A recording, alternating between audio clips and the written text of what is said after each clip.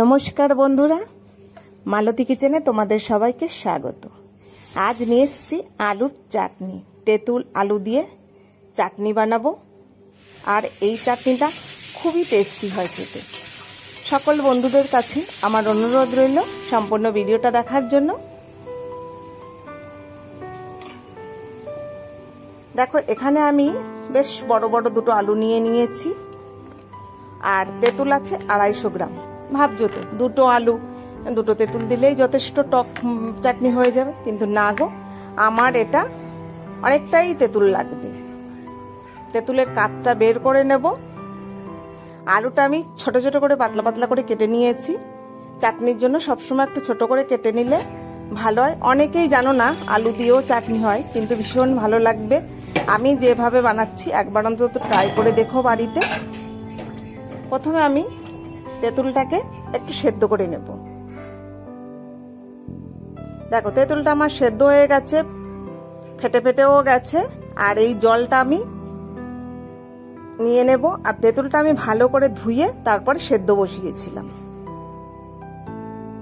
ছেঁকে তুলে নিচ্ছি।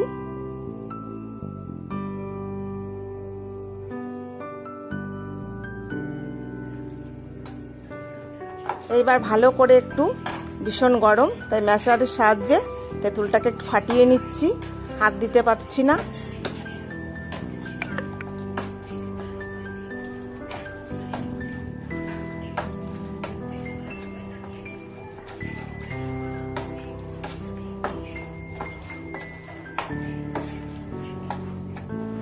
ভালো করে বেশ হাত দিয়ে চটকে হোক, যেভাবে ভালো করে চটকে একটা জল দিয়ে এবার তেঁতুলের যে টক জলটা এটা আমি বের করে নেব।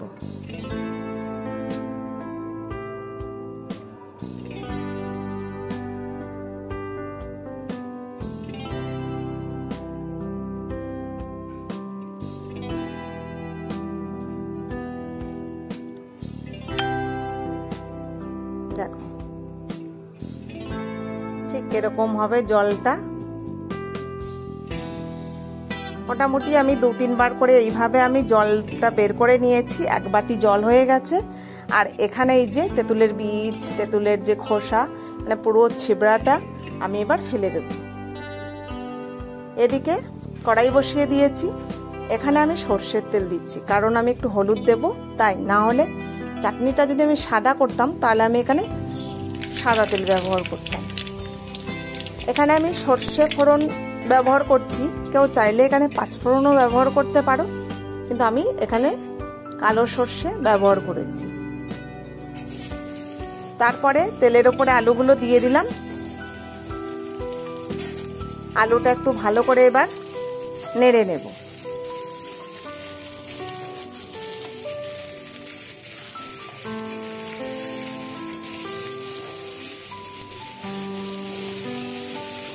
বেশ লালচে লালচে করে ভেজে নিয়েছি।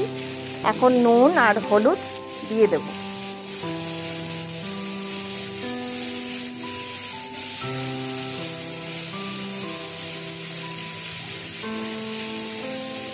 আর একটু বেশ ভেজে নেব আলুটা, ভালো করে ভেজে নেব যাতে কাঁচা গন্ধটা না বেরোয়।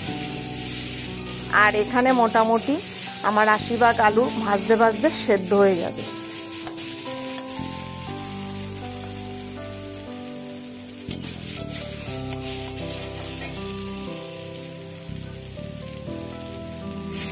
এখন জল দিয়ে দেব।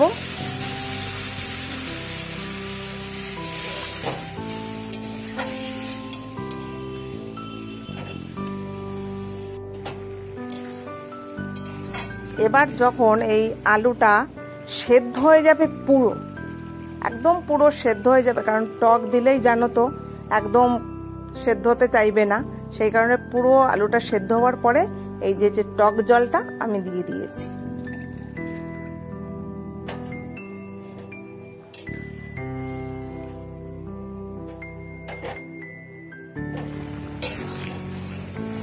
এবার ফুটছে।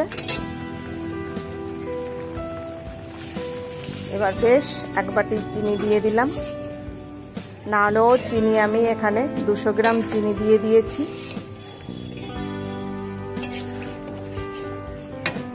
আর 1 চিমটি ময়দা দিয়ে দিলাম।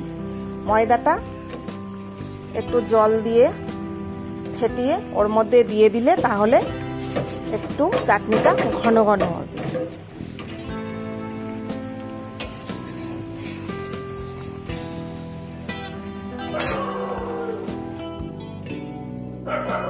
এখন এই যে ময়দাগুলা জলটা দিয়ে দিচ্ছি।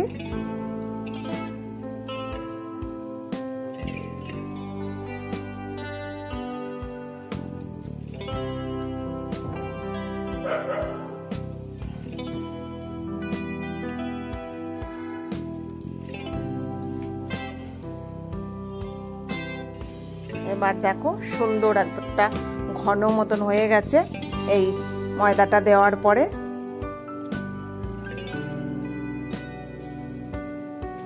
এটা একদম সব খাবারের শেষেই জানো তো আমরা চাটনি দিয়ে খাই। এখানে চাটনি পাঁপড়ের সঙ্গেও ব্যবহার করতে পারো, বা লাশ পাতে ইচ্ছা করলে অনেকে ভাত দিয়ে খায়, সেটাও খেতে পারো। আমার রেডি আলুর চাটনি। ভিডিওটা ভালো লাগলে লাইক, কমেন্ট, শেয়ার, সাবস্ক্রাইব করে দিও। দেখা হবে পরের ভিডিওতে। ভালো থাকো, সুস্থ থাকো, ধন্যবাদ।